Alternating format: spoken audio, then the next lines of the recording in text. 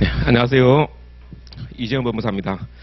자, 오늘부터 형법 예비순환 강의 진행하도록 하겠습니다. 근데 지금 아직 책이 안 나왔는데요. 어제 제가 그 출판사 사장님하고 통화를 했는데 오늘 이제 편집 다 마무리하고 저한테 마지막 이제 검수 뭐 넘겨준다고 했으니까 오늘 보면 내일 아마 인쇄 들어가는 그 정도 될 것 같아요. 그러니까 이번 주 중으로는 책이 나오니까 그 전까지는 저 자료로 진행하도록 하겠습니다. 이 자료 보시면서 제가 하라는 것만 하면 됩니다. 그리고 뭐 예비순환 때 기본적으로 이제 우리 기본서 중심으로 나가거든요. 그래서 기본서를 처음부터 끝까지 해가지고 책에 있는 내용을 언제 자기 걸로 만드는 게 이게 목표가 됩니다. 근데 책만 진도 쭉 나가면 실제로 이제 주관식 연습이 제대로 안 되기 때문에 제가 모의고사를 매일 복습형으로 좀 볼 거예요. 그래서 한 8시 한 40분부터 해가지고 한 9시 한 10분까지 해서 제가 문제를 드릴 겁니다. 아예 다 가르쳐주고, 예?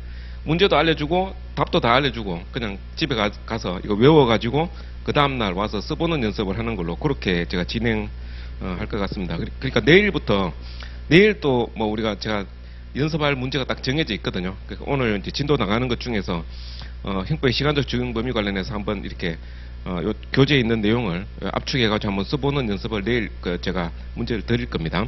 자, 그런 식으로 진행을 할 거고요. 그리고 형법은 일단 기본적으로 우리가 이제 처음 공부하시는 분들하고 과거에 뭐 로스쿨을 다녔던 분들이라든지 아니면 사법시험 공부했던 분들하고 차이가 굉장히 심하게 납니다. 그래서 이 격차가 되게 심해요. 그래서 뭐 비유를 하자면 지금 뭐 더하기 빼기도 잘 못하시는 분이 있는가 하면 아니면 뭐 미분적분까지 완전히 할 줄 아는 그런 사람이 있단 말이죠. 다 같이 강의를 듣는 거예요. 같이 강의를 듣고 같이 시험을 보고 이렇게 하다 보니까 이 처음 시작하시는 분들이 따라잡기가 좀 버거울 수 있습니다. 근데 결과적으로 한 1년 정도 지나서 나중에 2차 시험 치고 나면은 최고 득점자라든지 아니면 뭐 수석 합격하신 분이라든지 이런 분들 보면은 진짜 처음 시작해가지고 한 1년 만에 고득점으로 가시는 분들 많거든요. 그래서 이런 분들 이제 그 공통점이 뭐냐 하면 진짜 학원에서 딱 하라는 것만 합니다. 더 하지를 못해요. 하려고 해도 할 수도 없고. 그러니까 요것만 쓰세요 하면 그것만 딱 쓰고 더 이상 이제 뭐 할 것도 없고 할 수도 없는 거죠. 자, 이렇게 하시는 분들이 어느 정도 공부 분량이 딱 한정이 되니까 정확하게 좀 암기도 잘 되고 실제 답안지도 좋은 답안을 내는 것 같아요. 그래서 이게 시중에 있는 형법 교재들이 기본적으로 이제 옛날 사법시험 준비용으로 만들어져 있다가 그 다음에 이제 변호사 시험 준비용으로 이제 이게 대체가 되는 거거든요. 그러다 보니까 책의 기본적인 내용들이 우리 시험하고 관련 없는 내용들이 좀 있어요. 그래서 그걸 우리가 이제 잘 가려내야 됩니다. 그래서 실제 법무사 시험에서 요구하는 중요한 내용들하고 그 다음에 틀 잡는 데는 이용이 되지만 실제 시험하고는 관련 없는 내용들 이걸 잘 추려내 가지고 시험하고 관련 없는 부분들은 좀 가볍게 넘어갈 수 있도록 이렇게 하셔야 돼요. 그걸 우리가 좀 잘 파악을 해야 된다는 거고, 제가 최근에 이제 좀 공부하면서 느낀 게, 저도 뭐 하는 게 있거든요. 저도 개인적으로 뭐 보고 싶은 거 보고 좀 공부도 하고 하는데, 최근에 좀 많이 느꼈던 게 있습니다. 그게 뭐냐면, 우리가 어떤 뭐 새로운 걸 이렇게 접할 때는 맨 처음에 좀 익숙해져야 됩니다. 그러니까 형법을 만약에 이야기하자고 하면 뭐 범죄명이라든지 말이죠. 예? 뭐 컴퓨터 상호 사기죄, 컴퓨터 등 상호 사기죄, 예? 뭐 공정정서 원본 등 부실기죄 이렇게 하면 맨 처음에 뭐 죄명도 막 보고 막 웃거든요. 사람들이 처음 들어본다고. 그러니까 맨 처음에 이게 공부를 시작하게 되면 익숙해지는 단계가 좀 필요한 거예요. 우리가 공부하려고 그러면은 뭔가 내 머릿속에 저장을 하고 나중에 다시 꺼내가지고 쓰고 하려고 하면 뭔가 좀 익숙해져야 됩니다. 용어에 대해서. 그러니까 맨 처음에 좀 익숙해지는 단계에서는 책을 볼 때 일단 눈조장을 찍는 느낌으로 좀 이렇게 빨리 보셔야 돼요. 그래서 많이 이렇게 보시다 보면 반복해서 보셔야 되는 거죠. 반복해서 보시다 보면 약간 익숙해지는 단계가 있습니다. 그러다가 결국은 이제 우리가 뭐 주관식 시험을 준비해야 되니까 암기를 해야 되겠죠. 그러니까 암기를 하려면 이해가 돼야 되잖아요. 그러면 내가 어느 정도 이렇게 좀 익숙해진 단계에서 나는 이해됐다고 생각을 해요. 나는 이해됐다고 생각하는데 객관적으로 이해된 게 아니야. 근데 내 개인적으로는 내가 이해됐다고 생각하고 어느 정도 이제 암기를 하는 거죠. 나는 이해됐다고 생각을 하고 어느 정도 좀 암기를 하게 된다는 거죠. 근데 이 암기가 잘 안 되고 보통 보면 한 20% 내지 30% 이렇게 하게 되는 거죠. 그러다 보면 이렇게 하다 보면 나중에 이제 제대로 된 이해가 돼요. 앞에서 내가 이해했던 거와는 다른 차원의 어떤 이해가 나한테 공부를 하다 보면 무릎을 치면서 아 이게 그런 거였구나 제대로 깨닫게 되는 경우가 있단 말이에요. 우리 궁극적인 목표는 어떻습니까? 100%는 아니더라도 시험 우리가 마음속으로 생각하는 데 어떤 목표가 있잖아요. 중요한 부분에 대해서 예를 들어서 100% 어떤 이해를 하고 암기를 해가지고 완벽하게 어떤 답안을 쓸 수 있는 이게 좀 이상적인 거지만 우리가 이걸 목표로 해서 쭉 해나가잖아요. 해나가는데 그 전 단계로 이게 뭐 우리 이런 목표를 향해서 나아가지만 100% 되지는 않잖아요. 우리가 뭐 계속 기억에서 상실도 되고 이렇게 하다 보니까. 근데 제가 최근에 좀 많이 느낀 게 뭐냐면 이 단계가 굉장히 중요해 보인다는 거죠. 그래서 보통 이제 우리가 공부 처음 하시는 분들이 처음에 이걸 하려고 해요. 이게 안 되거든요. 그러니까 처음부터 우리가 볼 때 완벽한 어떤 이해를 전제로 해서 외우려고 하는 거예요. 근데 이렇게 하다 보니까 어떤 문제가 생기냐면은 실제로는 내 수준이 요 정도 수준이거든요. 이해 폭이 요 정도 수준인데 그러니까 이걸 하려고 하다 보니까 제대로 이해가 안 되죠. 처음에는 기억도 안 되고 그러다 보니까 시간이 많이 소모가 되는 거예요. 이 부분에 대해서 실제로는 객관적으로는 이 단계인데 나는 이 단계로 생각하고 있으니까 어떻게 돼요? 이 단계에서는 기억이 잘 안 된다니까요. 완벽하게 이해되지 않은 상태에서는. 그래서 제가 뭘 말씀드리냐면은 처음에 만약에 내가 공부하신다. 처음에 뭐 동차 때는 뭐 제대로 뭐 시간을 좀 약간 허송세월을 낭비했어. 지금부터 이제 본격적으로 내가 좀 시작을 해보려고 한다 할 때 제가 이 자료 나온 거 이제 며칠 후면 이제 기본서로 볼 거 아닙니까? 근데 책을 볼 때 너무 내가 완벽하게 이해해가지고 외우려고 하지 마세요. 그냥 편하게 보세요. 편하게 내가 좀 익숙해지는 단계가 필요합니다. 처음에 보면 뭐 평가 규범이니 여기 뭐 의사결정 규범 이런 이야기가 나오거든요. 사실 이거는 외워야 될 부분도 아니고 그냥 내가 이 단어가 좀 익숙해진다 그런 느낌으로만 넘어가면 되는 겁니다. 그래서 이해할 필요도 없는 부분도 있단 말이에요. 그래서 좀 빠른 속도로 가셔야 돼요. 빠른 속도로 가셔야 되고 그러니까 우리가 이제 언제나 계속 이 단계에 머물러 있을 수는 없기 때문에 제가 여기에 우리가 집중해야 될 부분을 지금 우리 이 단계를 하고 있지만 말이죠. 이 단계를 하고 있지만 여기서 집중해야 될 부분을 찍어주는 거예요. 제가.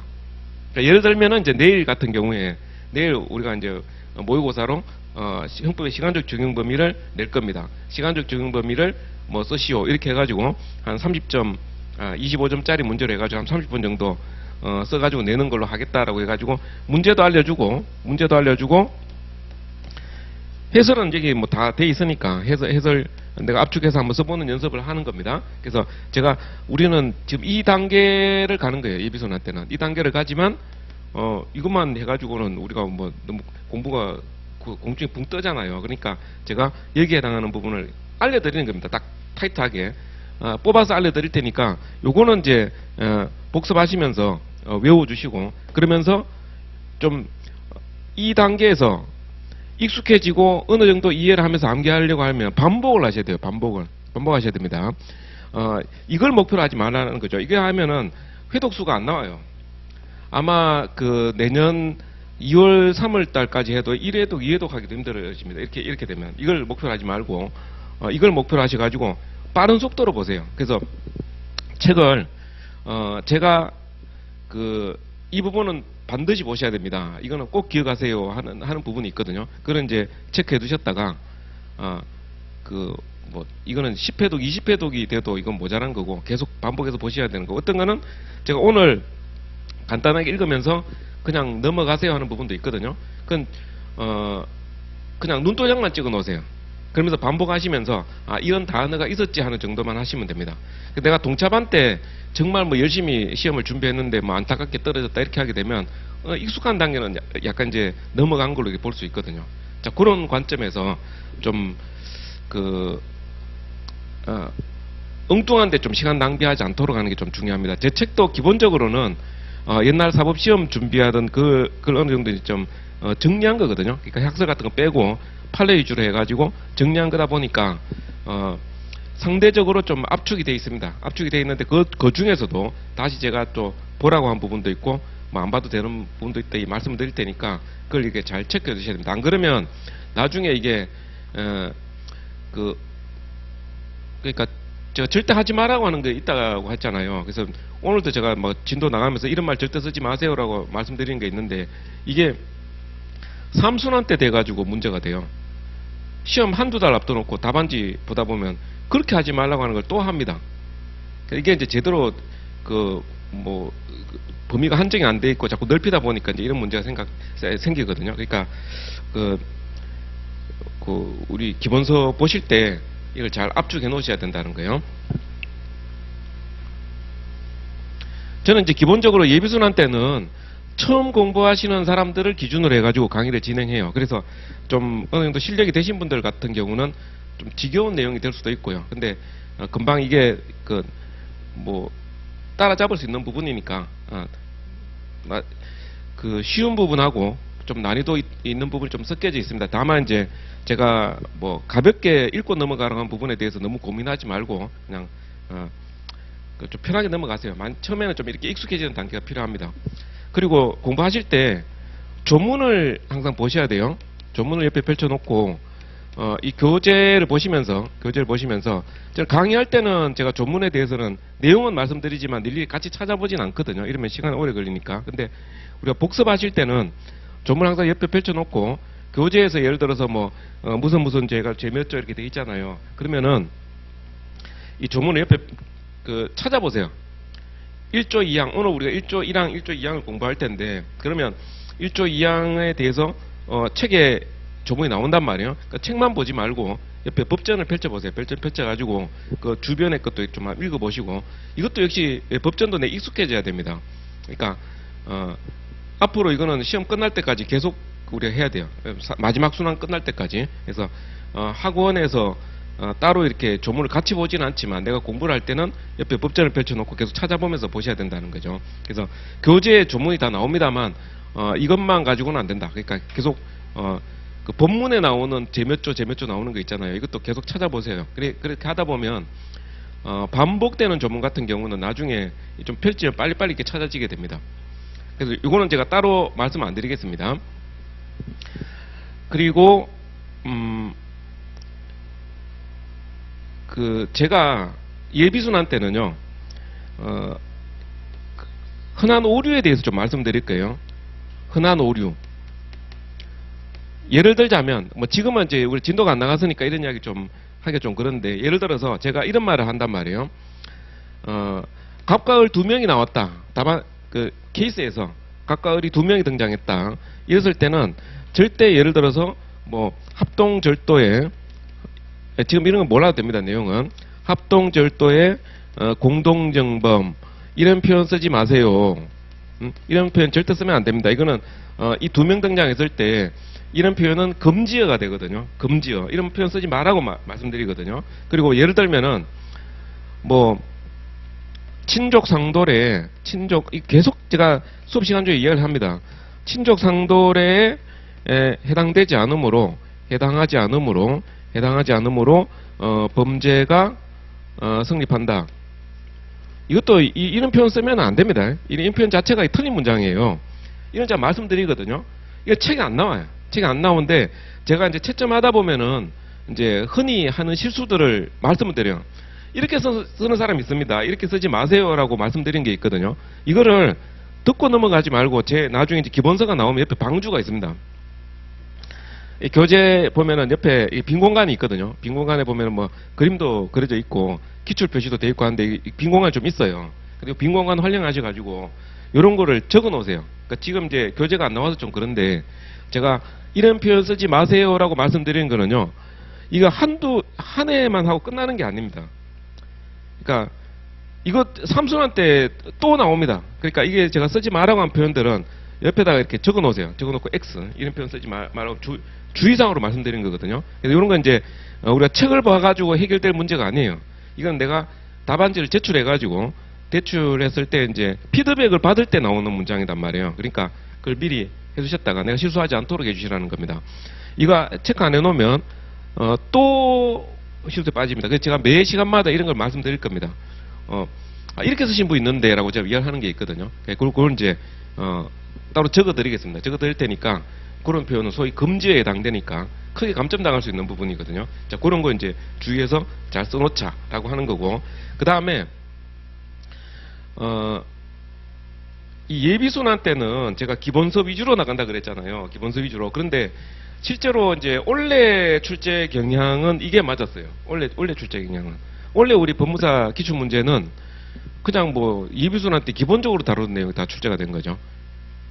따로 뭐 최신 판례 보고 막 예상 문제 찍고 외우고 이런 거 하는 것보다도 그냥 평상시에 뭐 늘 보던 것들, 그러니까 기본적인 내용을 아느냐 이런 문제 형태로 나왔단 말이에요. 그래서 제가 작년에도 이런 이야기를 했는데 그 뭐 자료를 이렇게 살펴보면 예비순환 때 했던 게 대부분 다 시험 문제 다 나왔다. 거의 안 벗어난다는 거죠. 제일 광범위하게 나오는 거다 보니까. 특히 제가 매일 그 쪽시 시험 우리 30분 기준으로 해가지고 모의고사 보는 문제 있잖아요. 이건 제가 진도 나가면서 기출 문제 다뤘던 거하고 그 다음에 뭐 다른 법원 행시라든지 아니면 그 예전 그 사법 시험에서 아주 중요한 문제 있잖아요. 그러니까 우리 시험에 나올 수 있던 거를 이렇게 뽑아가지고 한 거니까 이 안에서 거의 대부분 다 걸리는 거죠. 그러니까 오히려 3순환 때 강의를 들으면 뭐 한 일주일하고 끝내요. 그러니까 지금보다 절반도 안 되거든요. 절반도 안 됩니다. 그 문제 푸는 시간이 있기 때문에 실제로 강의로 진행할 수 있는 부분이 한 2분의 1보다 훨씬 더 작습니다. 그러다 보니까 최신 판례 봐야 되죠. 그러니까 최신 판례 설명드리고 이렇게 하다 보니까 오히려 기본적인 부분은 뭐 당연히 알 거라고 생각하고 그냥 넘어가는 경우가 있거든요. 근데 우리가 지금 예비순환 때는 그걸 다 보게 되니까 오히려 원래 출제 경향을 좀 생각해 봤을 때는 그 예비순환이 오히려 출제 경향에 딱 맞아떨어지는 그런 부분이 있습니다. 그걸 생각하시고 일단 기본서 한 권은 그냥 뗀다. 우리 그 12월 가기 전에 형법 기본서 한 권은 뗀다. 이런 생각을 가지고 보시기 바랍니다. 자, 자료로 일단 좀 들어가면서 말씀드릴게요. 자, 여기 교재를 보겠습니다. 제1편 서론을 해가지고 형법의 기본 개념이 나오죠. 그래서 형법 시간에 맨 첫날 그냥 할 수밖에 없는 내용들이 있습니다. 그걸 좀 제가 설명을 드리겠습니다. 자, 형법이라고 하면 뭐냐? 형법은 우리가 이제 그 민법에 왜 보다 보면은 요건과 효과라는 이야기가 나오잖아요. 어떤 요건을 갖추면 어떤 효과가 발생한다. 그 형법도 범죄 성립 요건을 다루는 거죠. 범죄 성립 여부, 이걸 요건으로 하는 거죠. 범죄 성립하면 그 효과로서 형벌이 가해지는 거잖아요. 형벌. 그 형벌이 있고 또 보완처분이라는 것도 있습니다. 이 보완처분은 우리 시험하고 좀 거리가 있어요. 그래서 이런 걸 우리가 좀 생각해야 되는데, 이제 범죄가 성립했을 때 그 범죄 성립에 대한 그 효과로서 형벌을 가하거나 보완처분을 가하게 됩니다. 보완처분. 그러니까 범죄 성립과 처벌에 관한 내용을 정하고 있는 것이 형법이다. 이렇게 생각하면 됩니다. 그럼 우리가 이제 형법에서는 맨 처음에 범죄 성립 요건을 공부를 해야 돼요. 범죄 성립 요건. 그러니까 범죄 성립 요건은 이 3요소설이라 그래가지고요. 범죄 성립을 하기 위한 요건은 3요소, 세 가지 요소로 범죄가 성립한다고 해요. 그런데 자, 제가 아까도 잠깐 이야기를 했는데 우리 형법은 그 학설이 차지하는 영역이 굉장히 넓어요. 실제로. 근데 그 어디까지가 판례고 어디까지가 학설인지가 명확하지가 않는 부분도 있어요. 그래서 판례를 보다 보면 학설을 한 반 정도를 갖다가 이제 판례에서 이렇게 취사 선택해가지고 쓰는 경우도 있고 이런 부분이 있거든요. 그래서 그런 부분은 제가 그냥 기준을 정해 드릴 겁니다. 그래서 이건 요 정도 하고 그냥 끝내라. 아니면 요거는 그냥 학설로 해라. 이건 아예 학설을 할 필요 없다. 이렇게 딱 말씀드릴 거거든요. 자, 그것도 그냥 제가 법무사 시험에 맞춰가지고 말씀드린 거니까 그냥 제가 하는 대로 그냥 따라오시면 돼요. 따로 뭐 기본서를 보고 내 스스로 판단하려고 하지 말고요. 그냥 요 정도로 하고 그냥 끝내고 이거는 그냥 학설에 따라서 하고 이렇게 말씀드릴 거거든요. 그러니까 범죄 성립 요소가 왜 세 가지로 돼 있냐? 이거 학설이에요. 학설입니다. 자, 우리 법조문을 보면은 범죄 성립 요건은 구성 요건, 위법성 책임으로 범죄가 성립한다. 이런 말이 없어요. 그러니까 이제 이게 이제 3요소설이 일반적으로 받아들여지는 거니까 지금 그냥 하는 거예요. 근데 대학교에 가가지고 교수님 강의를 듣잖아요. 그 교수님들 중에서는 이 요소를 두 가지 요소로 성립한다고 주장하시는 분도 있고, 하나만 가지고 범죄 성립 요건은 하나다 이렇게 보는 견해도 있어요. 그리고 우리 외국법을 보면은요, 우리가 지금 공부하고 있는 이런 내용들 같은 경우는 그냥 그 독일에서 일본으로 넘어가가지고 일본에 있는 법을 우리가 소위 개수, 뽀 뺏기는 거죠, 말하자면. 그렇게 해가지고 우리가 지금 형법 이론을 만들어 놓은 거란 말이죠. 근데 가끔 이제 미국이라든지 다른 데 가서 이렇게 공부해 오신 분들 같은 경우는 범죄 체계가 완전히 다릅니다. 그러니까 3요소가 아니라 다른 그냥 범죄 일반적인 성립 요건, 주관적 요건, 객관적 요건 이렇게만 접근하는 방향도 있어요. 그러니까 이것도 범죄 성립 요소에 관한 것도 하나의 이론의 영역에 돼 있다. 근데 우리는 학설에 따라서, 일반적인 학설을 따라서 범죄 성립 요건은 세 가지다 이렇게 해가지고 공부를 하게 되는 겁니다. 그 기준으로 그냥 하는 거예요. 근데 이것도 뭐 어떤 자연과학적으로 뭐 이게 절대 명제 그런 건 아닌 거죠. 우리가 이게 일반적으로 많이 받아들이는 학설을 따라서 정리할 뿐인 겁니다. 근데 가끔 이제 판례 같은 경우는 자, 여기 보면 이제 3요소 중에 3요소 중에 이제 구수요건, 위법성, 책임을 우리가 보게 될 텐데, 판례 태도가 여기에서 뭐 어떤 요소를 어디에다 두느냐에 관련해서는요, 의견이 분분한 부분도 있어요. 그래서 제가 지금부터 말씀드리는 내용들은 일반적인 그냥 학설에 따라서 설명드리는 거다. 범죄 체계를 학설에 따라서 이제 잡고 진행하는 거다. 이렇게 받아들이셔야 됩니다. 자, 범죄 성립 요건은 이제 3요소라고 해가지고요. 이 구성요건이라는 게 있습니다. 구성요건이라는 게 있고요. 그 다음에 위법성이라는 게 있고, 그 다음에 책임. 요 세 가지 요소로 우리 범죄 성립 요건을 검토를 해요. 그래서 요 세 가지 요건을 갖췄을 때 범죄가 성립하게 된다 이거죠. 범죄가 성립하게 된다. 범죄가 성립하게 되면은 어떻게 되느냐? 형벌을 가하게 되겠죠. 형벌을 가하게 된다. 보안 처분을 가하는 경우도 있고. 근데 형벌을 어떻게 가하느냐 관련해서는요. 형벌을 어떻게 가하느냐? 자, 범죄가 성립한다고 해가지고 뭐 A라는 범죄에 대해서는 징역 몇 년, B라는 범죄에 대해서는 징역 몇 년 이렇게 되는 게 아니고요. 이렇게 되는 게 아니라 여러 개 범죄에 대해서 그 죄수 판단을 하게 돼요. 죄수 판단을. 이게 하나의 범죄만 성립하느냐, 아니면 여러 개의 범죄가 성립하느냐, 뭐 이런 걸 판단하는 단계가 있습니다. 예를 들어서 강도를 했다. 남의 물건을 폭행죄를 가해가지고 강도를 했다. 근데 강간을 했다. 뭐 성폭행을 했다. 이렇게 할 때, 자, 강도 범인이 말이죠. 강간을 했다 그러면은 이게 몇 개 범죄가 성립하느냐는 거죠. 그러니까 강도도 하고 강간도 했으니까 두 개 범죄 아니에요. 우리 형법 조문을 보면은 강도가 강간했을 때 강도 강간죄 이렇게 해가지고 하나 범죄를 만들어놨어요. 그러니까 우리가 이제 그 법을 모르는 사람이 봤을 때는 수개 범죄가 되는 것처럼 보이지만 실제로 하나 범죄를 성립하는 경우가 있고, 반대로 얼핏 보면 하나 범죄 같지만 수개 범죄가 되는 경우가 있단 말이에요. 요거 판단을 해주셔야 돼요. 자, 원래 우리 법무사 시험입니다. 시험장에 가서 한번 보셨죠? 원래 시험장에 가서 그 이문 한번 생각해 보세요. 시험 봤던 거죠. 이문에 뭐가 있었냐면은 뭐 갑과 을 두 명이 나왔어요. 두 명이 나와가지고 남의 집에 뭐 들어가서 뭐 물건을 훔치자고 하잖아요. 그러면서 문을 뭐 부수고 들어갔다.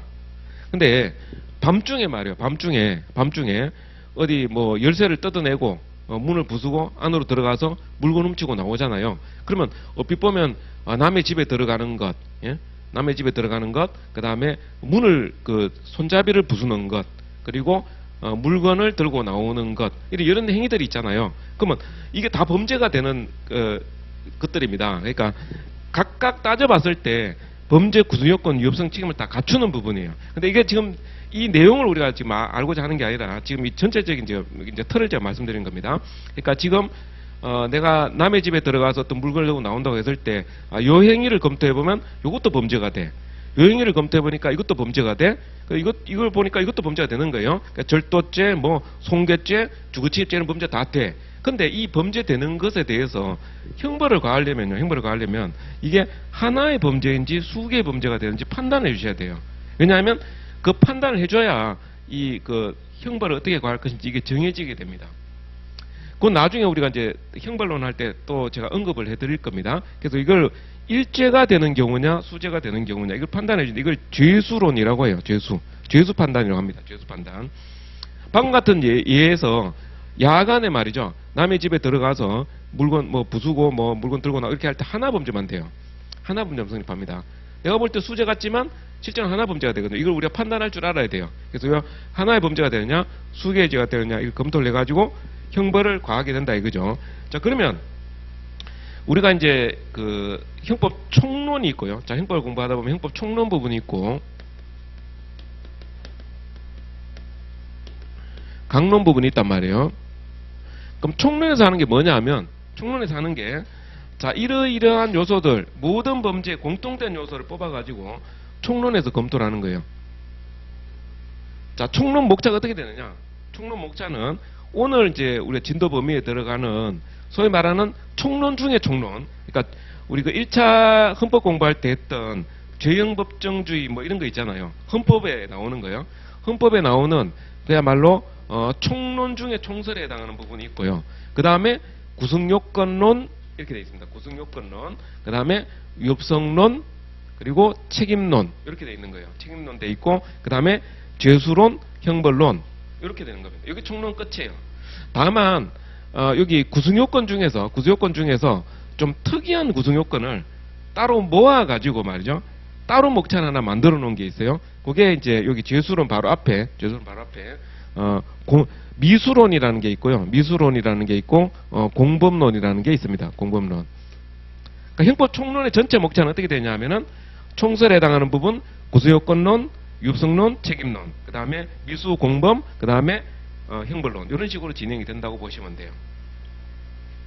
그럼 강론은 뭐냐? 강론은 그 총론은 이제 이런 구조로 되어 있고요. 그럼 강론은 어떤 식으로 되어 있냐면은 강론은 자 A라는 범죄, B라는 범죄 각각의 어떤 뭐 범죄별로 말이죠. 범죄별로 요 범죄 성립 요건 있잖아요. 구수요건, 위법성, 책임 중에서 예를 들어서 살인죄 하게 되면 살인죄 얼굴에 해당하는 요건, 살인죄의 범죄 특성을 딱 이게 결정짓는 것, 그게 주로 이제 구수요건에서 이제 다루는 거거든요. 나중에 우리 할 겁니다, 이거는. 그러니까 이런 구수요건을 다루는데 예를 들어서 살인죄라는 이 범죄를 보면 이 살인죄는 이제 그 사람을 살해하는 거거든요. 사람을 살해하는 거다. 사람을 살해했을 때 이거 이제 처벌하는 그런 규정으로 되어 있거든요.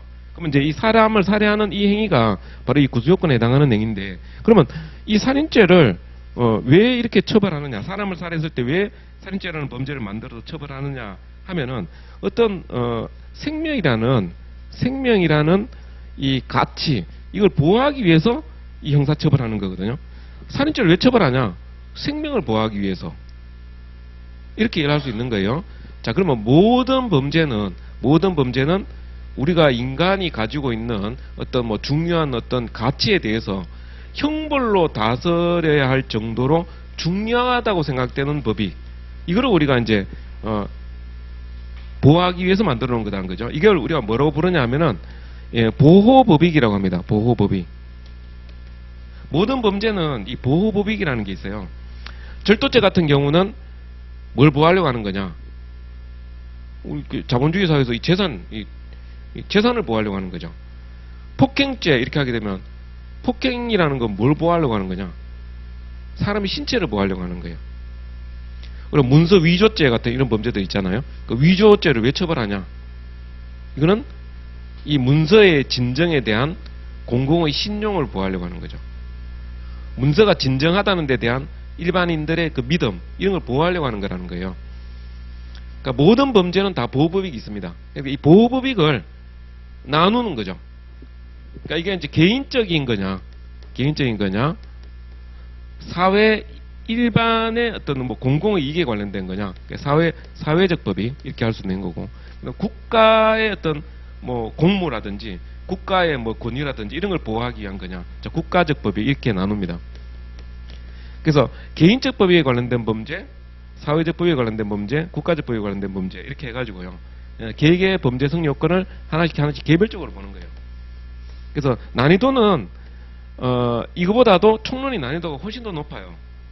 왜냐하면 총론은 이런 모든 범죄에 공통된 요소를 뽑아놓은 거겠다 보니까 굉장히 추상적으로 되어 있단 말이죠. 내용이. 근데 그 강론에 가면은 개별적인 범죄만 딱딱 나눠서 A라는 범죄는 그냥 A에 대한 이야기만 나오고 B라는 범죄는 B라는 범죄에 대해서만 이야기가 나오다 보니까 딱딱 끊어서 읽을 수 있는 거죠. 그러니까 간편하고 어떻게 보면 쉽게 이해될 수 있는 겁니다. 그러니까 형법 강론은 독학이 가능해요. 독학이 가능합니다. 그래서 이거는 혼자서 쭉 읽어봐도 내용을 충분히 이해할 수 있는 그런 내용으로 되어 있고요. 총론에 해당하는 부분은 독학 불가죠. 독학 불가합니다. 이거 제가 아까도 처음에 시작하면서 말씀드렸는데 혼자서 책을 읽어봐가지고 해결 안 되는 부분들이 너무나 많습니다. 그래서 제가 꼭 이거 적어두세요라고 말씀드릴 테니까 그걸 이제 옆에 공란이라든지 아니면 자기 뭐 노트에다가 이렇게 좀 정리를 해가면서 그렇게 공부를 하셔야 됩니다. 자, 개인적 법익에 관련된 범죄 중에 특히 우리가 이제 재산에 관련된 게 이 재산죄가 가장 중요합니다. 재산죄 부분이. 이 법무사 업무와 관련돼 있기도 하죠, 사실은. 형사사건이 법무사한테 주로 오는 것들이 대부분 이 재산죄들이 많습니다. 강력범죄, 살인, 강도 이러면 대부분 변호사 찾아가죠. 예? 법무사들한테 오는 거는 요즘같이 이제 경제 어려우면 사기죄 같은 경우는 많이 사기죄나 뭐 위조, 문서 위조 이런 거요. 그러니까 이런 것들이 좀 많이 다루는 거다 보니까 어떻게 보면 법무사와도 관련돼 있습니다. 이 재산죄가 차지하는 비중이 어느 정도 비중이냐 하면은요. 어느 정도 비중이냐 하면 이 총론, 강론 다 합쳐갖고 이 전체 통틀어 가지고 전체 통틀어 가지고 이거 차지하는 비중이 한 60~70% 될 겁니다. 그만큼 중요해요.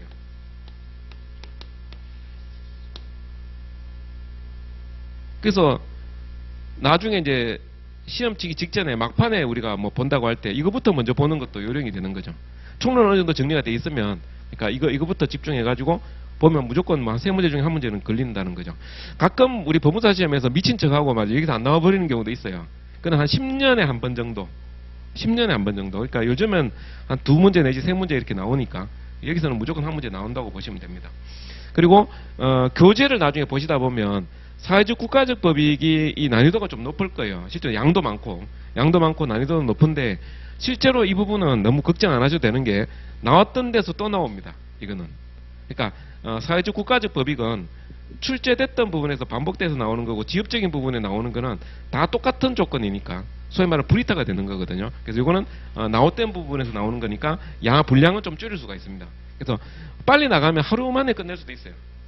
근데 적어도 우리가 예비순환 때는 그래서 좀 공부를 하셔야 되니까 어느 정도 좀 익숙해져야 되는 단계가 필요하다 그랬죠. 그래서 이 부분에 좀 시간을 투자를 하셔야 돼요. 개인적으로 좀 투자를 하시든지 하셔가지고 공부를 하셔야 됩니다. 그리고 이 부분은 되게 쉽습니다.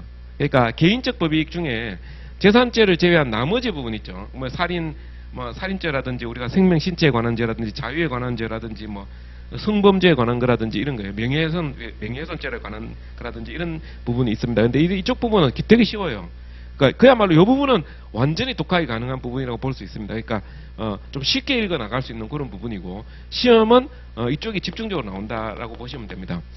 자, 그리고 이제 법무사 시험은 강론에서 나오지 총론에서 안 나온다는 말이 있어요. 근데 그런 말을 하시면 안 됩니다. 총론에서 나옵니다.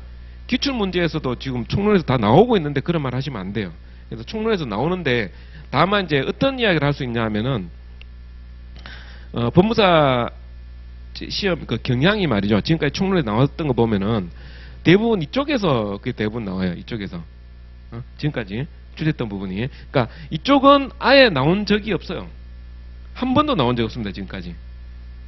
이쪽은. 근데 이게 나올 수 어려운 게 그 출제하기가 좀 어려운 게 뭐냐 하면은 이 조문이 많아요. 조문이 많기 때문에 사실 예를 들어서 뭐 집행유예 관련해서 논하라 이렇게 내면은요 법조문 보잖아요. 그 법조문 보고 베껴도 이게 양이 상당한 양이 돼버려요. 그러니까 사실은 이 법원 승진 시험 같은 데서는 뭐 집행유예 요건 효과서라는 문제가 옛날에 뭐 나온 적이 있었거든요. 근데 이게 사실 점수 주려고 낸 것일 수도 있습니다. 이거는 조문 보고 그냥 뺏기면 되니까. 우리 그런 문제는 안 나온단 말이에요. 근데 우리가 모르고 가는 게 있으면 안 되니까 예비순환 때는 그래도 이것도 제가 강의를 해요. 강의하는데 엄청 어려울 겁니다. 이 부분 설명 듣다 보면. 근데 너무 어려워도 그냥 예비순환이다 생각하고 출제는 안 됐으니까 그냥 제가 설명을 드리는 거예요. 그럼 이해는 해야 되니까 그냥 가볍게 그냥 듣고 넘어가시면 됩니다. 이 부분은. 그러니까 그 출제가 안 되는 부분이고. 자, 요 죄수 판단하는 부분. 그러니까 요 부분은 우리가 해주셔야 돼요. 해주셔야 됩니다. 그러니까 이것도 해야 될 부분이 있고 안 해도 되는 부분이 있습니다. 해야 될 부분이 있고 안 해도 되는 부분이 있거든요. 이것도 제가 나중에 따로 말씀을 드리겠습니다. 진도 나가면서 할 거고요. 자, 그리고 오늘은 이제 첫날이니까 범죄 성립 요건에 대해서 조금 설명을 드리고 진도 나갈 겁니다. 이게 그리고 저 뒷부분에 나오는 것도요. 기본 개념에 대해서 좀 우리가 이해를 해야 책을 읽을 수가 있다 보니까 일단 교재 떠나갖고 말이죠. 교재는 여러 군데 흩어져 있거든요. 읽다 보면 계속 나오고 하는 거니까 그걸 좀 설명을 드리겠습니다.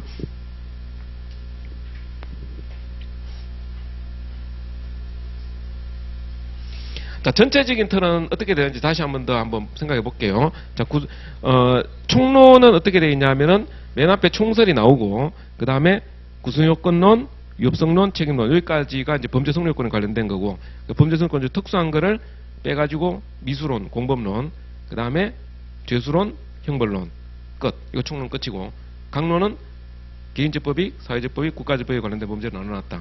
개인적 법익 중에서 재산죄가 중요하다. 재산죄는 무조건 한 문제 나온다. 이렇게 생각하고 공부하셔야 되고 그게 제일 중요한 부분이라는 겁니다.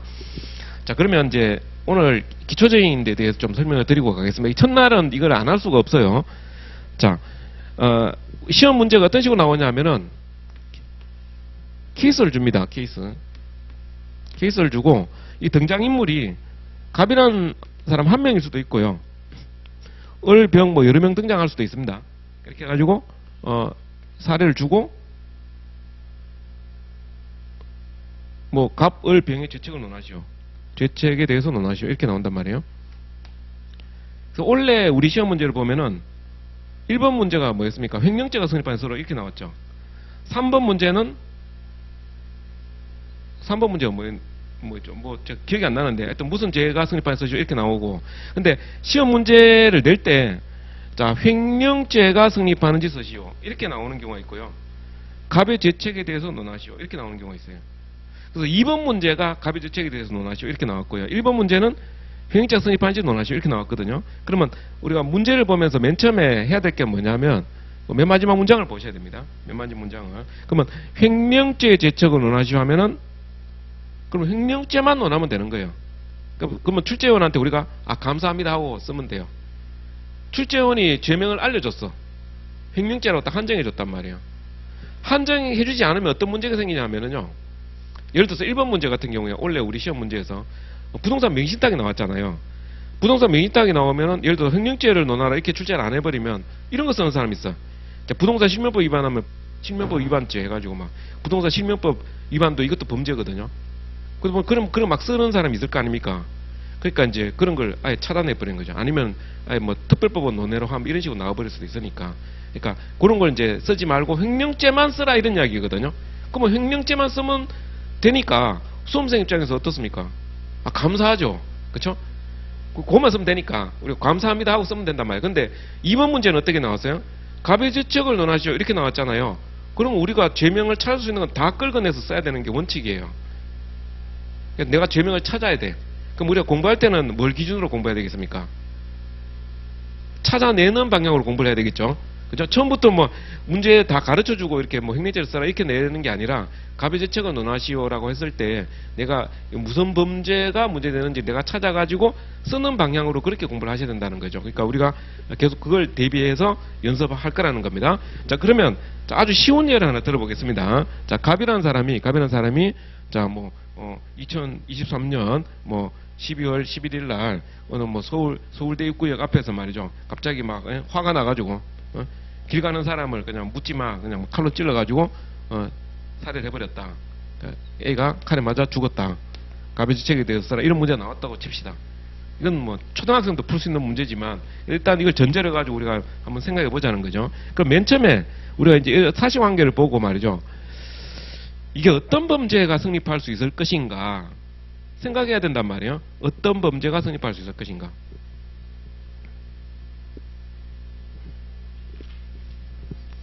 일단 우리가 이제 형법을 우선적으로 봐야 돼요. 형법을 우선적으로 봐야 됩니다. 형법 전문에 공부한 내용을 봐야 되고 특별법도 생각은 해봐야 되는데 특별법은 어느 정도 좀 한정을 해야 돼요. 모든 특별법을 다 볼 수 있는 게 아닙니다. 자, 교재 이게 아마 처음에 나올 거예요. 형법의 기본 개념에서 형법의 의의 보시면요. 거기 두 줄 정도 내려와 보시면 이 형법뿐만 아니라 이 말 나오죠. 폭력행위 등 처벌에 관한 법률 있죠. 폭력행위 등 처벌에 관한 법률. 자, 특정 범죄 가중 처벌에 관한 법률. 성폭력 범죄 처벌에 관한 특례법. 아동청소 성보에 관한 법률. 자, 국가보안법 등의 이 특별형법도 자, 이게 도로교통 이것도 다 형법의 대상이 된다는 거죠. 우리 시험 범위에 들어가긴 해요. 들어가긴 합니다. 그래서 그럼 이 법을 그럼 다 봐야 되느냐? 그게 아니고 제가 수업 시간에 다루는 것만 하세요. 제가 말씀드린 것만 하시면 돼요.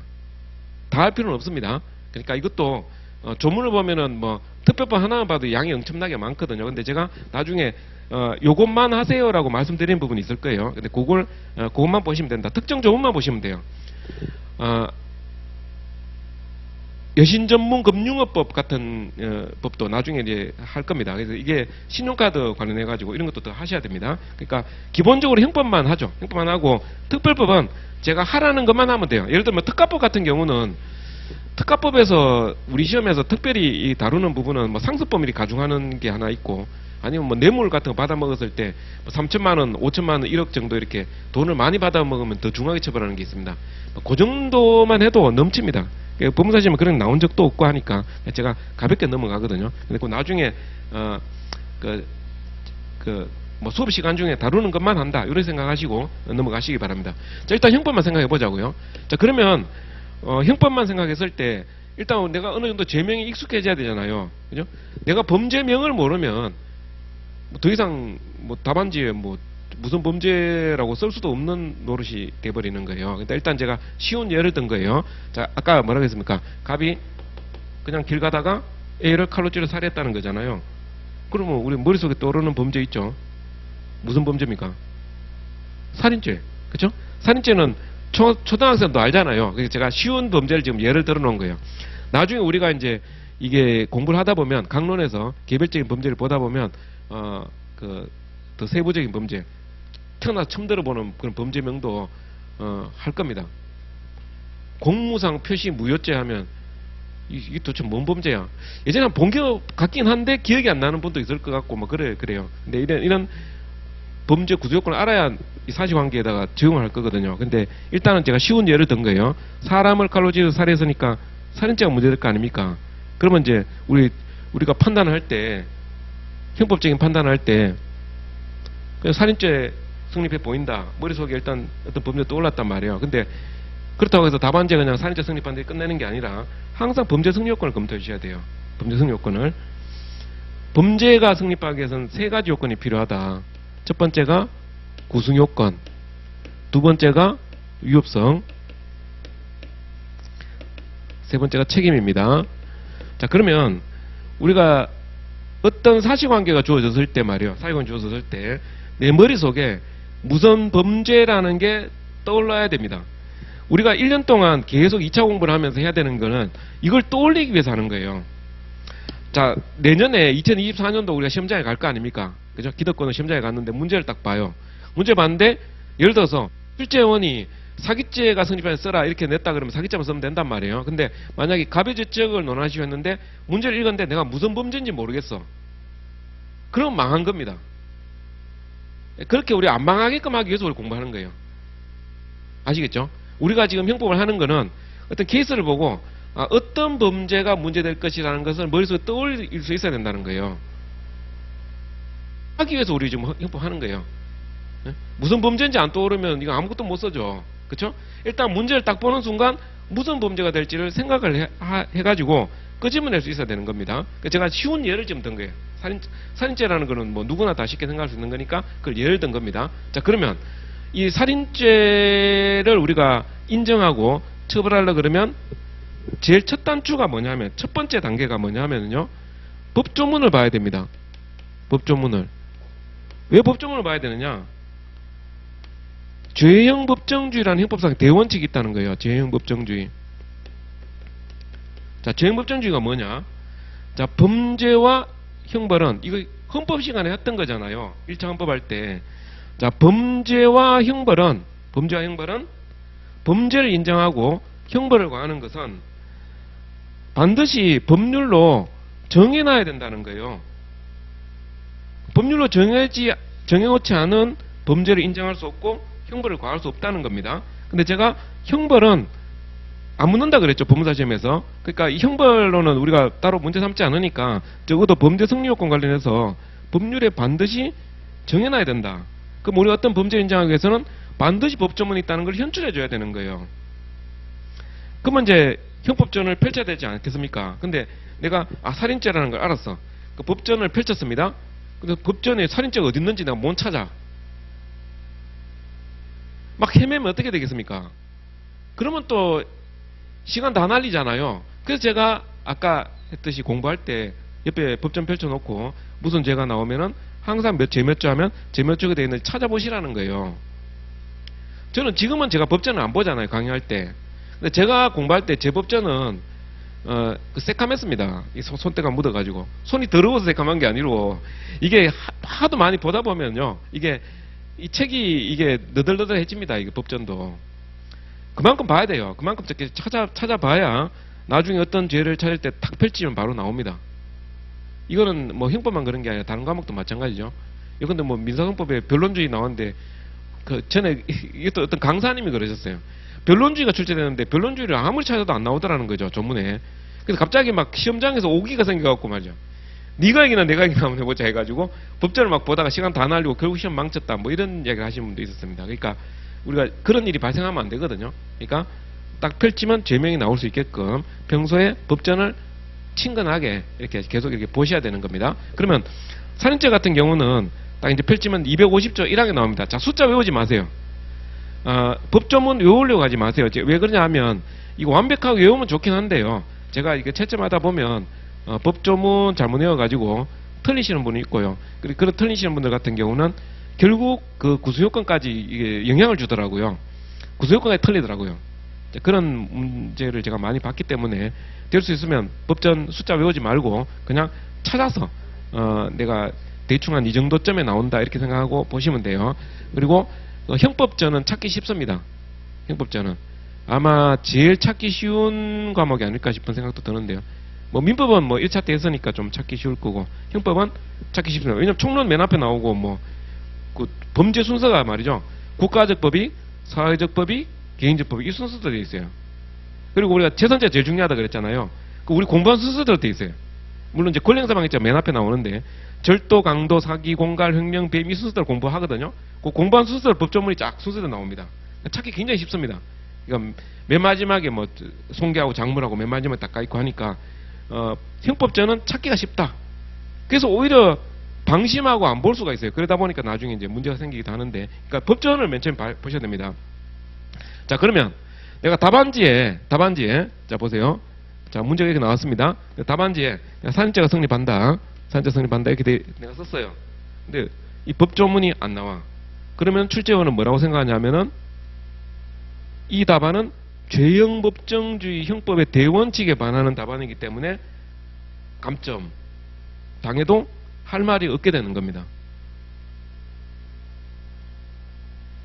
그래서 반드시 형법 답안은 법전에 있는 내용을 반드시 적어주셔야 됩니다. 그래서 살인죄라는 이런 범죄를 적을 때 형법 조문에 보면 제 250조 제 250조 한 칸 띄우고 제 1항 이렇게 적어주는 거예요. 법조문을 어떻게 언급하느냐 하면 형법이라는 말은 적어도 되고 안 적어도 상관없습니다. 그러니까 이렇게 제 몇 조 한 칸 띄우고 제 몇 항 이렇게 딱 적어주면 돼요. 한 번만 적어주면 됩니다. 한 번만. 근데 답안 작성 요령에 대해서 나중에 더 말씀드리겠습니다. 일단 자, 이런 식으로 법조문을 반드시 언급해 준다. 답안지에. 이거 안 적으면 어떻게 된다고요? 죄형 법정주의에 반하는 답안이라 해서 크게 감점 당합니다. 자, 요즘에 출제할 때 어떻게 출제하냐면 죄책은 원하시 하면서 이런 문장이 나올 수도 있어요. 적용법조와 죄수 한계를 밝히고 피해자가 있으면 피해자가 누구인지 써라. 이렇게 해서 관로 안에 이렇게 딱 적어줄 수가 있습니다. 자, 이거는요 경고문이에요. 경고문. 원래 다 써야 되는 거예요. 원래 적용법조 당연히 다 써야 되고요. 죄수 한계 당연히 밝혀야 되죠. 죄수 한계 당연히 밝혀야 되고 피해자가 누구인지 당연히 써야 되죠. 그러니까 당연히 써야 되는 거를 갖다가 문제지에 이렇게 적어준다. 이거 경고문으로 보면 돼요. 경고문. 이거 안 쓰면 크게 감점하겠다는 거죠. 크게 감점하겠다. 그러니까 원래 당연히 써야 되는 거고, 그러니까 주경법조는 형법의 대원칙에 반하는 답안이 될 수 있다는 겁니다. 자, 그래서 법조문 적어줍니다. 그러니까 법조문 적어주려면 법조문 찾아야 되겠죠. 그 법조문 찾습니다. 찾으니까 어떻게 되겠냐. 자, 사람을 205조 1항이에요. 사람을 살해한 자는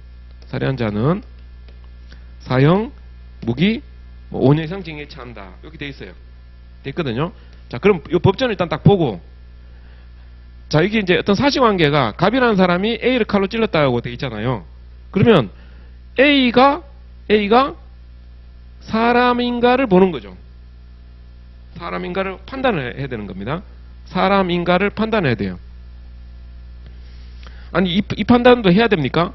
이거 뭐 당연한 거 아닙니까? 근데 이게 시험 문제가 제가 지금 쉬운 예를 내서 그런 거고요. 시험 문제에서 이 부분에 대해서 뭔가 출제원이 묻고자 하는 게 있을 수 있어요. 문제되는 쟁점이 있을 수 있다는 거죠. 그러니까 쉬운 문제를 안 내요.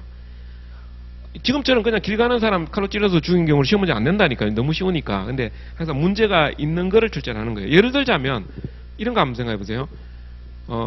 낙태를 하려고 해. 낙태를 하려고 해요. 그리고 어린아이가 어머니 몸에서 나오잖아요. 그럼 낙태 시술할 때 이 태아가 이렇게 배출이 돼 머리가 나왔어요? 가위로 이거 잘라버려요. 이거 살인입니까? 뭐 이건 낙태입니까? 이런 문제예요. 그러니까 내가 어떤 행위를 했을 때 이게 사람을 살해한 자 되어 있으니까 사람인지 아닌지를 판단해야 되는 문제가 있단 말이에요. 그런 게 문제가 나오는 거죠. 자, 예를 들어서 이런 거 한번 보세요. 어떤 사람이 이제 다 죽어가요. 근데 뭐 어떻게 몸 상태가 안 좋아가지고 심장은 뛰고 있는데 뇌 기능은 이미 다 죽어버렸어요. 우리가 이제 정상적인 그 인식 작용이나 이런 거 못한단 말이죠. 완전 식물인간 상태가 돼 있어. 심장은 계속 뛰고 있어요. 자, 이 상태에서 심장은 뛰고 있으니까 산소를 계속 불어넣어주면 우리 신체 활동은 계속 하잖아요. 이게 살아있는 심장은 계속 뛰고 있는 상황이 되잖아요. 근데 이게 만약에 산소기를 제거해버린다든지 독극물을 주입해가지고 심장을 멈추게 해버렸어. 자, 그러면 뇌 기능이 다 죽은 이런 상태를 사람으로 볼 수 있느냐? 시체는 사람이 아니죠? 그죠? 죽은 사람은 사람이 아니죠? 그러니까 이제 이런 부분에 대해서 사람인지 아닌지 판단해야 된단 말이에요.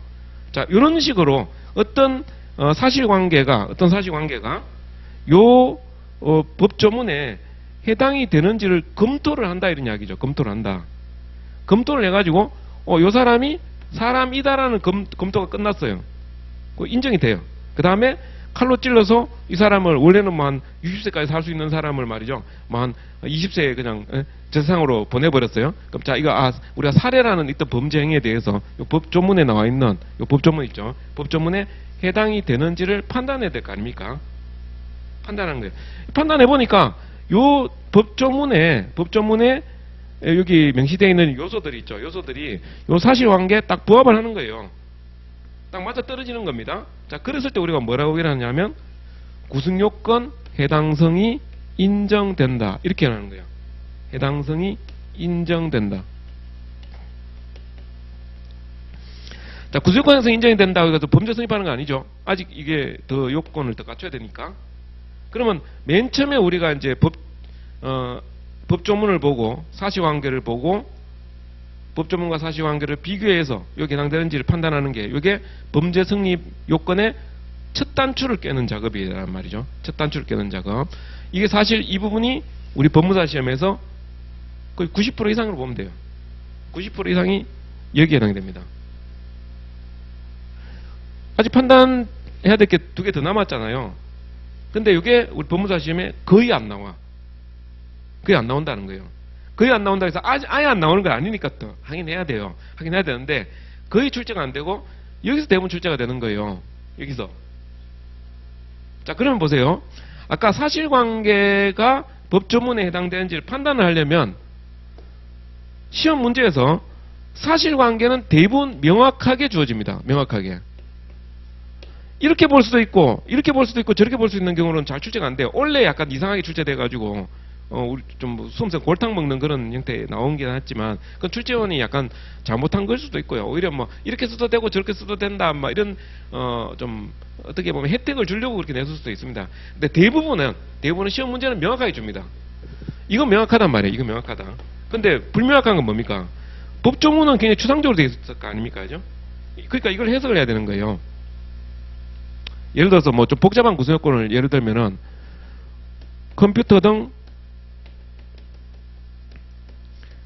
정보 처리 장치에 이런 조문도 있어요. 장치에 허위의 정보를 입력하거나 안 하셔도 됩니다. 이건 그냥 들으시면 돼요. 그러니까 하거나 부정한 명령을 입력하거나 권한 없이 정보를 뭐 입력 변경하여 재산상 이익을 취득한 뭐 이런 이 구조가 복잡하죠 이거. 근데 이거 이제 어떤 사실관계가 여기에 해당하는지를 판단하려고 그러면은 살인죄하고는 이거 난이도가 다르잖아요. 그렇죠? 그러니까 이제 이런 어떤 사실관계가 이런 구조요건에 해당이 되는지를 판단하려고 그러면 요 행위에 대한 이런 법조문에 규정이 되어 있는 이런 범죄 행위들 있잖아요. 이런 범죄 행위에 대해서 해석을 해줘야 되는 거예요. 해석을 해줘야 되는 거예요. 이거 해석이 다 필요한 겁니다. 우리가 이제 손에 들고 다니는 전자계산기 있잖아요. 자, 이거 할 필요 없습니다. 이건 나중에 할 내용이에요. 지금 우리가 전체적인 틀을 잡는 거니까 세부적인 내용은 안 하셔도 됩니다. 손에 들고 다니는 전자계산기 같은 거 있죠. 뭐 더하기 빼기 하는 거예요. 전자계산기가 여기에 해당될 수 있냐? 아니면 뭐 전화기 있잖아요. 전화기. 휴대전화기가 여기에 해당될 수 있느냐? 뭐 이런 것들을 해석을 해야 돼요. 그러니까 만약에 전화기가 여기에 해당된다 그러면은 만약 여기 전화기가 등장한단 말이에요. 이건 명확하게 나오니까 전화기가 나왔을 때 전화기가 여기에 해당되는지를 이제 검토를 할 수 있는 거죠. 검토를 하려 그러면 요 법조문에 대한 해석이 필요하잖아요. 그죠? 자, 요 해석이 어디에 나오느냐? 이 강론에 나오는 거예요. 강론에 제가 개별적인 범죄별로 따로따로 범죄 승리 요건을 서술해 놓고 있다 그랬잖아요. 그러니까 강론에 서술되어 있는 내용들이 뭐냐면은 이 강론에 이런 개별적인 범죄 조문에 대해서 이거는 어떻게 해석하고 이거는 어떻게 해석하고 이 내용들이 서술이 되어 있는 거예요. 그 해석에 대한 판례들이 이렇게 나오고 있고 그렇거든요. 제가 아까 이 부분에 대해서 법무사시면 거의 90% 이상 차지한다 그랬잖아요. 그러니까 결론 이 부분에 출제한다는 내용은 이 부분에 출제한다는 그 말이 결국은 강론 위주로 출제된다 이런 이야기로 연결되는 거예요. 이게 강론에 대부분 서술이 되어 있다 보니까. 자, 그 구성요건 해당성이 어떤 의미인지는 대략 아시겠죠? 구성요건 해당성 기본적으로 법정을 보고 판단한다고 생각하시면 됩니다. 그래서 이제 자, 지금은 우리가 이제 공부를 시작했잖아요. 형법 공부 시작했으면 이제 우리가 즐겨 써야 되는 표현이 있어요. 즐겨 써야 되는 표현. 구성요건 해당성이 인정된다. 구성요건 해당성이 인정되지 않는다. 자, 이거 입에 붙이세요. 입에 붙이셔가지고 내가 늘 자주 써야 됩니다. 제가 법률 상담을 하는데요. 어떤 분이 진짜 있었던 일입니다. 코가 부러져 가지고 왔어요.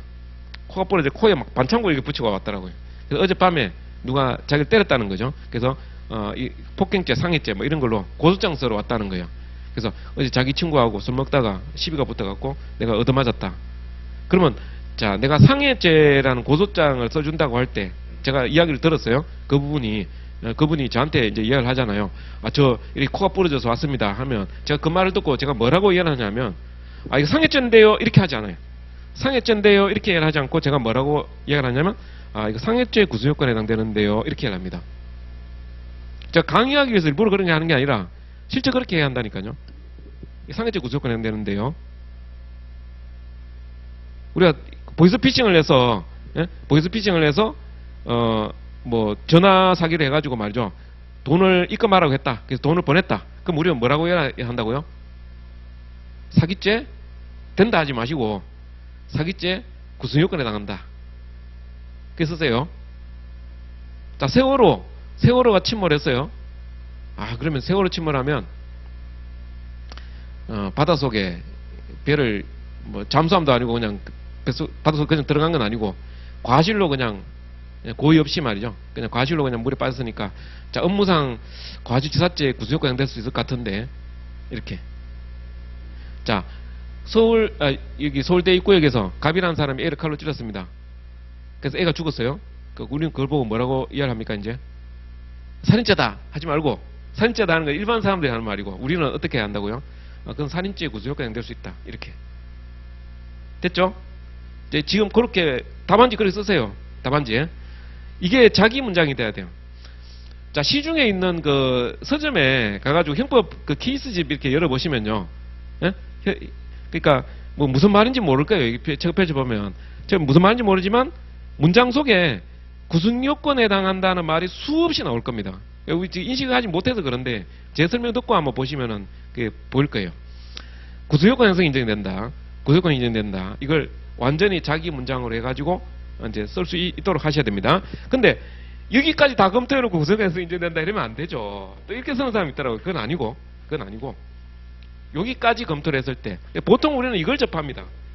우리가 뉴스에서 접하는 거는 이걸 접해요. 보통은. 근데 이런 사정은 더 특별한 사정이 주어져야 돼요. 보통 이야기가 아니에요. 육성 책임은. 나중에 이제 다음 시간에 제가 말씀드리겠지만 육성 책임은 정상적인 상황이라고 볼 수가 없어요. 우리가 보통 겪을 수 없는 상황이 등장해야 이게 이야기가 되거든요. 보통은 이걸로 다 끝나거든요. 그러니까 우리가 일반적으로 뉴스를 보든지 할 때 저거는 어떤 범죄 구성요건에 해당되느냐, 어떤 범죄 구성요건에 해당되느냐 이런 식으로 접근해서 보시기 바랍니다. 그러니까 뉴스나 뭐 영화 같은 거 보시다 보면 그런 이야기 많이 나와요. 그러니까 항상 뭐 범죄 이야기가 나오거든요. 요즘 또 이런 게 또 특히 요즘 많이 나오더라고요. TV만 틀면 그냥 뭐 범죄 이야기가 나오니까 여기 이제 국민들이 관심이 많이 되는 것 같아. 어제 제가 뭐 뉴스 잠깐 보니까 버스 기사 양반한테 20대인가요? 20대 청년이 우리 내릴 때 뒷문으로 내려야 되잖아요. 근데 앞문으로 와가지고서 앞문 열어달라고 한 거예요. 그랬더니 버스 기사분이 앞문으로 내리시면 안 됩니다. 뒷문으로 내리세요 했어요. 그랬더니 이 청년이 뭐라고 하냐면 아니 왜 고집 피우냐고 막 예? 빨리 앞문 열으라고 말이야. 아침에 출근할 때 앞문 열지 않냐. 빨리 열어라 이런 이야기야. 뒤로 안 가요 본인이. 끝까지 이제 안 열려고 하니까 이 사람이 자기가 운전석 쪽으로 가가지고요. 그 앞문 여는 그 밸브 있잖아요. 그 버튼을 자기가 눌러버려요. 그러니까 자기가 누르고 손 떼고 누르고 손 떼고 하니까 앞문이 막 열렸다 닫겠다 막 이렇게 되잖아요. 그러니까 이제 그때 버스 안에 있던 다른 뭐 젊은 사람들이 아니 왜 그러시냐고 해가지고 이 사람을 붙잡았어요. 붙잡아가지고 경찰 올 때까지 막 붙잡고 있었다는 거죠. 자, 우리가 그런 뉴스를 이제 봤단 말이에요. 봤을 때 와 저렇게 나쁜 놈 있냐? 이거는 이제 우리 이제 형법 공부하기 전이고 우리 형법 공부했잖아요. 그럼 항상 우리는 그런 거 보면 뭘 생각해야 된다고요? 무슨 범죄 구성요건에 해당될 것인가?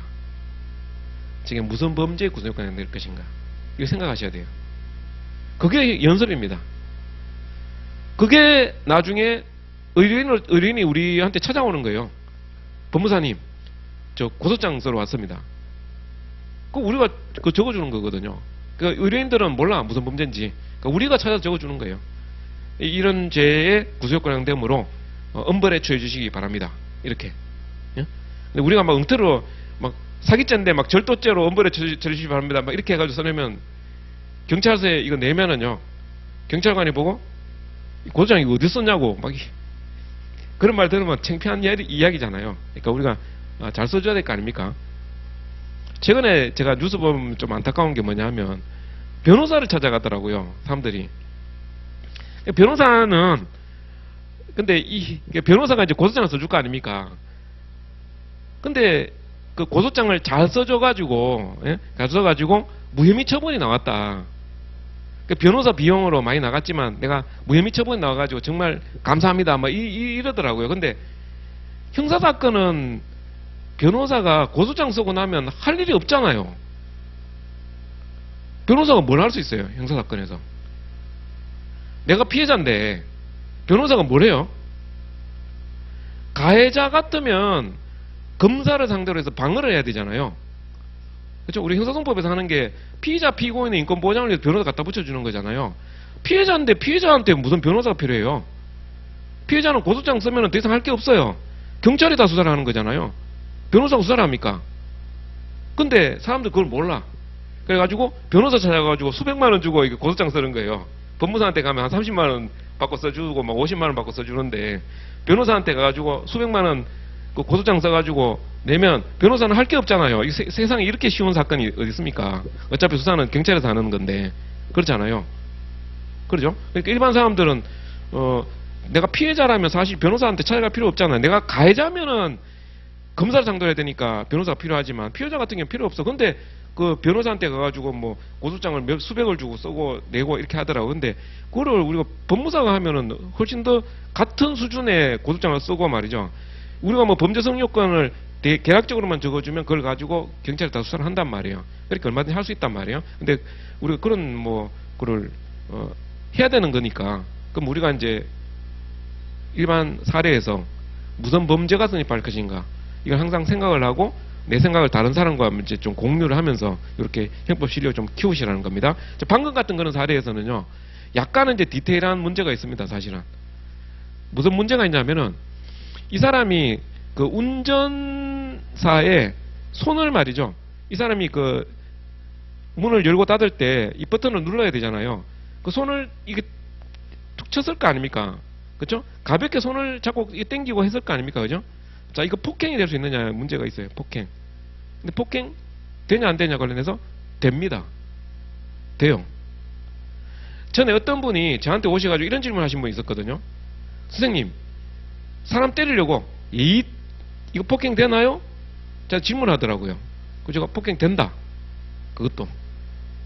왜냐하면 했을 때 상대방이 뒷걸음치다가 말이죠. 그래서 뭐 절벽에서 떨어진다든지 계단에서 굴러 떨어져가지고 뭐 죽었다. 그럼 폭행치사 될 수 있어요. 조문에 뭐라고 되어 있냐 하면요. 조문을, 자, 폭행의 조문을 보면은 사람을 폭행한 자 이렇게 되어 있어요. 딴 내용이 없습니다. 이거는. 요거는 해석을 하거든요. 우리가. 해석을 하는데 해석에 관한 판례가 있어요. 그래서 보면 사람의 신체에 대한 이거 안 하셔도 됩니다. 이건 그냥 제가 예를 드는 것 뿐입니다. 신체에 대한 직접적인 유형력 행사라 그래요. 직접 유형력 행사라 그러거든요. 요 직접적인 걸 해석할 때 접촉할 필요는 없다. 이거 다 할 겁니다. 나중에. 접촉할 필요는 없다. 이 말이 나와요. 요게 법무사 시험에 나왔어. 요게. 재작년인가 나왔어요. 강제추행죄가 출제가 됐는데요. 시험 문제에서. 강제추행죄가 출제가 됐는데 이 강제추행의 이 추행행위가 언제 시작이 되냐면 폭행이 돼야 돼요. 폭행이 시작이 돼야 되거든요. 근데 뒤에서 여성을 껴안으려고 손을 이렇게 드는 거죠.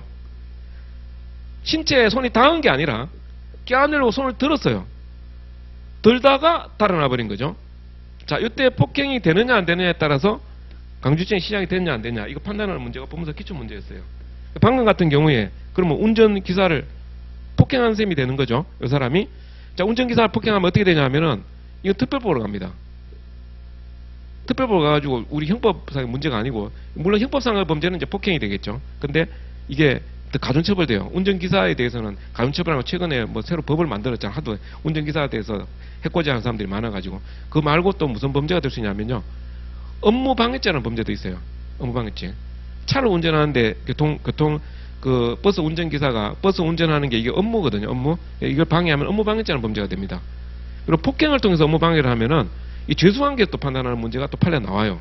그러니까 이 간단한 뉴스를 하나 보고도 우리 형법상의 여러 가지 쟁점들을 생각해 볼 수 있단 말이에요. 제가 이게 그냥 지금 강의하다가 어저께 잠깐 생각이 나가지고 제가 적극적으로 말씀드린 거거든요. 그러니까 우리가 기본적으로 뭐 영화를 본다든지 아니면 뉴스를 본다든지 할 때 어떤 범죄 구속효과가 되는가를 한번 생각해 보세요. 생각해 보시면은 사실관계가 바뀝니다. 이게 어제 뉴스에서는 이게 나왔는데 오늘 뭐 새로운 사실이 발견됐다 이런단 말이에요. 그럴 때는 그럼 제명도 바뀌잖아요. 그런 걸 생각해 보는 게 그게 뭐 일종의 우리가 뭐 형법 공부죠. 그게 결국 나중에 사건으로 수임이 되는 거고, 그렇게 생각해 보시기 바랍니다. 지금 우리가 뭘 했냐면은 형법 범죄 성립과 그에 대한 형사처벌에 관련된 내용이고, 범죄 성립 요건은 구수요건, 유법성, 책임 세 가지가 있는데 그 중에 가장 기본적인 거는 구수요건이다. 구수요건. 자, 구수요건 관련해서 구수요건 형성을 어떻게 판단한다고요? 일단 조문을 본다. 조문을 보고 조문을 해석을 한다. 해석을 하고 어떤 사실관계가 이 조문 해석에 부합하는지 이거 판단하는 문제입니다. 좀 쉬었다가 계속 하겠습니다.